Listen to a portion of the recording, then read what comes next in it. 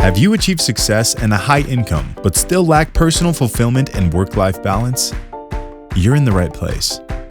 Welcome to the Successful But Struggling podcast. Join us as Erin, Eunicia, Joanne, and Mim share transformative insights and practical strategies just for you. Discover real stories and lessons that will elevate your personal satisfaction, professional accomplishment, and financial empowerment. At the time of this recording, our nation has gone through two major natural disasters. So our hearts and prayers go out to the families affected.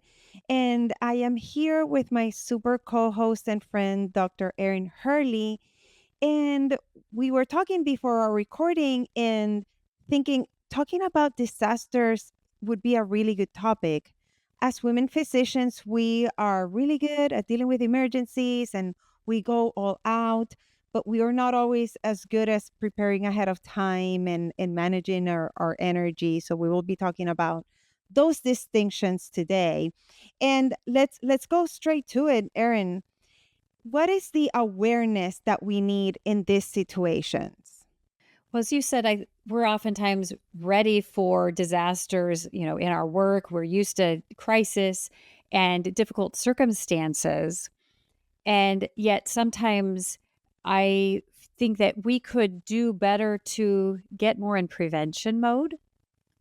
And because we may be prepared for casualties or disasters that come in front of us in our work. And yet in our own personal lives, if we're not aware of where our baseline is and, whether it's talking about our energy levels. I know when I work with women physicians, their energy levels, when they rate them, tend to be really low. So low energy levels. And maybe then their mental load is drained because they're spending so much of their energy and thinking power at work. And then the emotional toll, whether you're, if you're a woman physician and what's the emotional toll of the specialty that you're in? What's the emotional toll of what's going on? If you're a spouse or a parent, dealing with aging parents, all of those things. And oftentimes, I don't even think we give credit to the emotional toll that we're going through. And when I question some women that I'm coaching, I'm like, well, you told me this was going on with your aging parents and you're having to make these big decisions. And you don't think that's going to drain some of your energy? Of course, it's going to take a toll. And what I would encourage our listener to do is to really take a pause and go, what is my current state? What's draining my physical, mental, and emotional energy? And be really careful. If it's like down really low, 1, 2 on a scale of 1 to 5, if those levels are so low, what's going to happen if you have some unexpected disaster turn up? Whether that's a really hard patient case, a natural disaster like Joanne just talked about, or maybe, some disaster that happens within your own family or your own health. And if it's really not at a great state where there's much of a buffer, that's going to make it really hard to manage that next thing that we may not even know is coming at us. This is such a great point. I talk about energy a lot. And I think also because like Erin and I share that we both follow Brendan Bouchard and he talks about energy. And it's so important to turn it around because we talk so much about the physical energy. And Erin, I really like how you bring the importance of the mental and the emotional energy. And like I use my analogies and going back to the gas tank in the car of everything goes in the same tank, your mental, physical, and emotional energy. You can even add spiritual. And the tough part is that when one is low, it affects the other areas. So for example, if you haven't slept well, you might go to work and you can't even remember your passwords, or you are in a good mood, you have good energy, and you open your email and there's this tough email from your boss, and then you feel it physically. But like I always say, it's good. The other side of the coin is also good, that if you learn to recharge one of the areas of that battery, the rest benefit. And I'm so glad that you brought that up, because you might be thinking, I have disasters under control. And I know a lot of physicians, I'm always so impressed that sometimes in the middle of an emergency, that's like where you shine, because, a lot of women physicians and physicians in general, and many other people have this ability that when it gets very stressful, they get really good.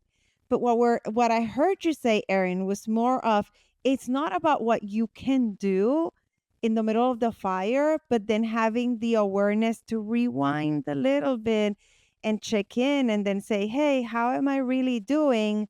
So when the next one comes, I'm actually have more readiness, more of a buffer. And I know I went on a tangent there, but it gets me excited to talk about these topics. Well, in really thinking about more prevention, like prevent the fires instead of waiting until something's not even just a little fire, but a big fire before we pay attention. And one example that I can share from my own life is that when I was 50, I began working with my first coach.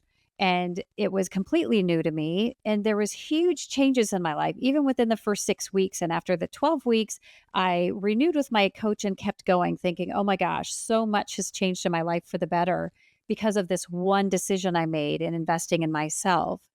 And within a couple of weeks of renewing with my coach, I was diagnosed with breast cancer.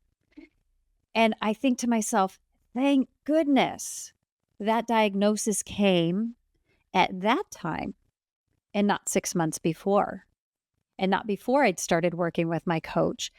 Not before I'd learned about setting healthier boundaries, not before I'd learned to prioritize myself in addition to my family and my patients, because I was in such a different state that I had more of a buffer.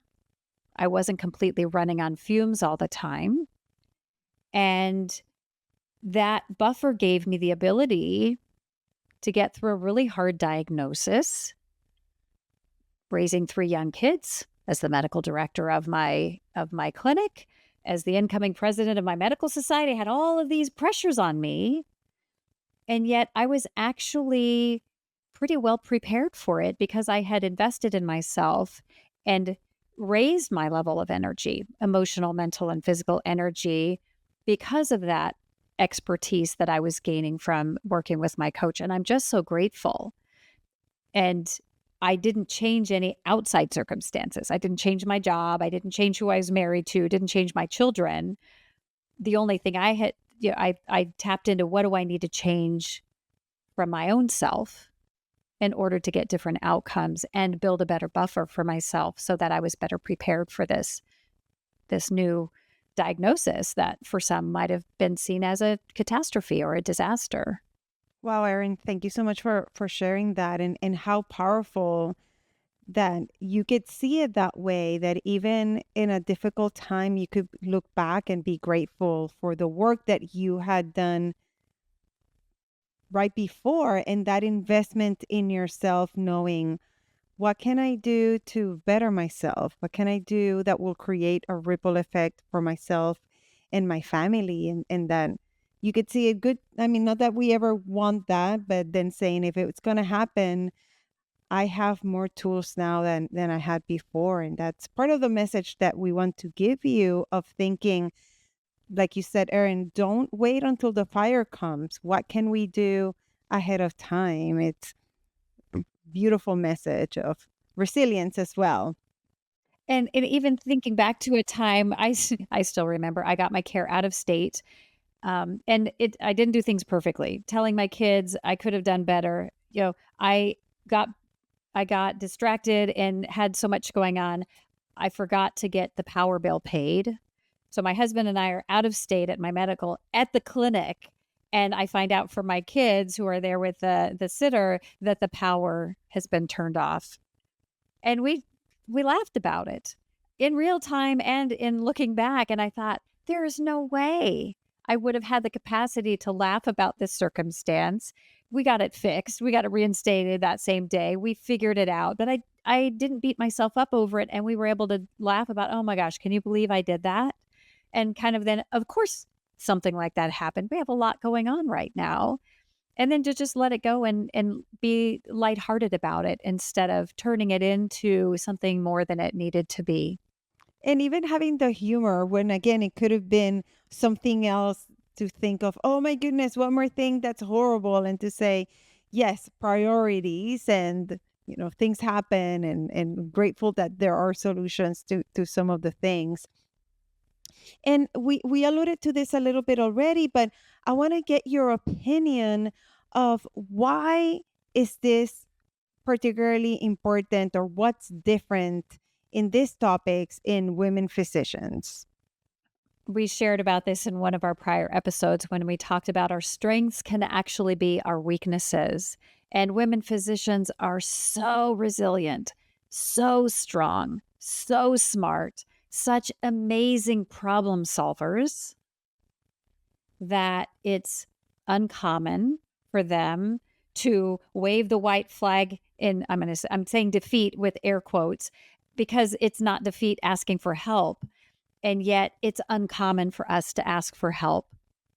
And we also may look around and everyone around us is depleted. No one around us is bounding at work and saying, oh, I'm so excited to be here and I've got so much energy. It's much more likely that they're like, oh, I was on call all night last night, or, oh, my toddler kept me up all night last night. So think about the role models that you have and the environment you're in and going like, not everybody is surrounded by that. Not everybody is surrounded by people who are so strong, so resilient, so powerful. And yet it gives us a little bit of a twisted sense of reality to say, as you say so often, Joanne, sometimes it's okay to not be okay. Sometimes it's okay to step back and go, should I really be at work today? I just dealt with this thing that happened. I need to refuel my tank. And that's where, when we think of our strengths, can we learn to ask ourselves and saying, is this really serving me? Or should I consider a different plan of action because of what just happened? And I think about stories where I've heard of physicians finding out their parent passed away, and then they take 2 minutes to regroup, and then they're in seeing their next patient. Or for my own self, my child was in the hospital with a serious medical illness. And what was I doing? I was on the computer charting on my own patients. So sometimes we just, again, get that grit and grind, and we just grind through and say, oh, this is what's expected. This is what everybody else will do. And yet, as we've shared with the high mental health illness rates and high suicide rates and high, burnout rates, that's not really serving us. Yeah, that reminds me of that, similar to that example you just gave of after my dad passed away. And it wasn't just him passing away, then me taking the responsibility of taking care of my mom. And it was a really difficult time. And I would go to work and I could feel it. I could feel, like I said, my analogy of the tank of, it's as if I could only fill my tank up to half point. And I use that analogy sometimes, and I think it helps us, because it wasn't that my tank was broken. It wasn't that I wasn't able to function, which was confusing to me at the time. It was that I could only fill it up until halfway. So I could function, be okay, and then I was done. And I couldn't, it was the weirdest thing. It was kind of mid-afternoon, way earlier than my normal. I couldn't see another patient. And it took me a while to realize, like, I wonder if I should work a little bit less for a while and save my time and energy for my kids who were younger at the time, and not come home, yes, almost depleted.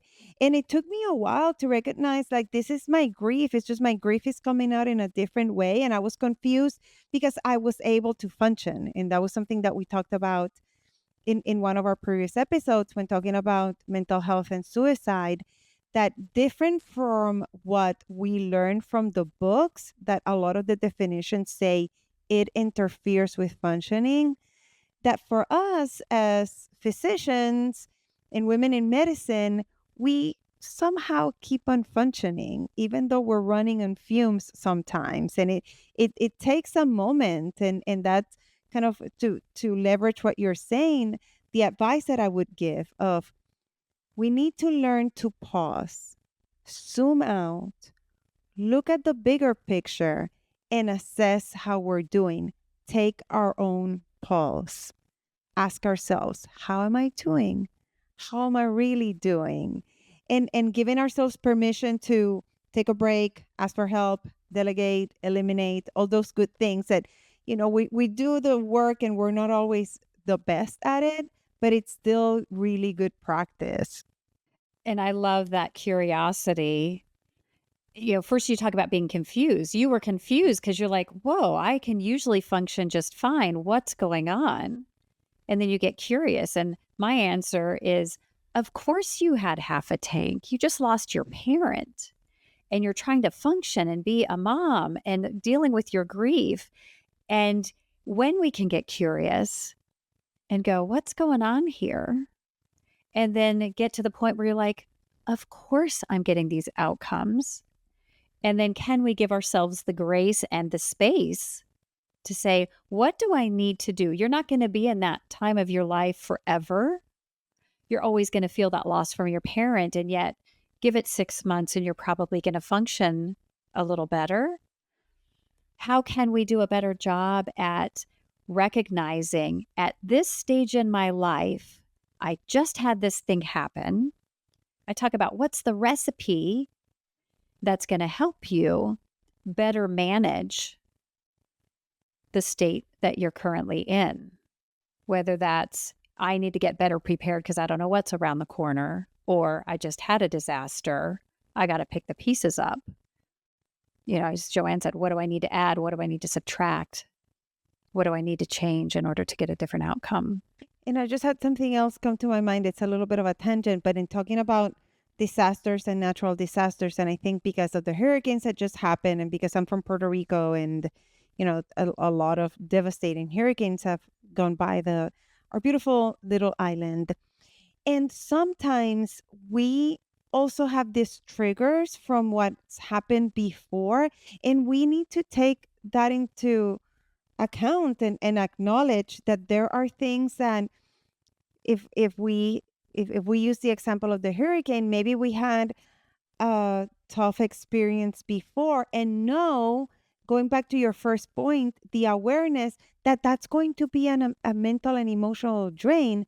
We acknowledge it, we don't ignore it, but then we know that that's going to happen, and then we say, what can I do different this time?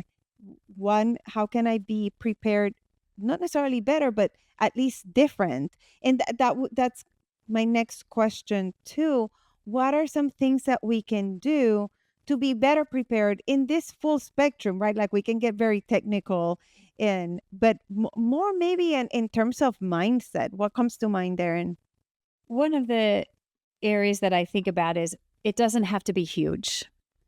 You said mindset. One of my mindset things, in addition to deciding to work with a coach back when I was 50, and that I'm so grateful for, but also because of that new interest in personal growth, personal development, recognize the importance of meditation. I invest a mere 10 to 20 minutes a day, many days of the week. So that little shift has helped me gain focus, has helped me stay calm in emergencies, has helped me prevent arguments in my family, think more clearly. So if there's, one thing that might help you, maybe that's 10 more minutes of sleep a night, going to bed 10 minutes earlier. Maybe that's creating a better transition from going from home to work, work to home. So getting curious about even paying attention to, wow, I managed that really tough day really well. Take note. What did you do so that you can repeat that and have that outcome again versus, wow, that did not go well. Can we pause, again, take note and say, how can I avoid that disaster from happening again if there's things that I have in my control. And so often I think as women physicians, we're just so busy doing. And I've learned, actually, I have a practice where I use a specific planner system, and it talks about having some rhythm to your days as much as possible, but also being on a weekly rhythm where I'm reflecting on my prior week.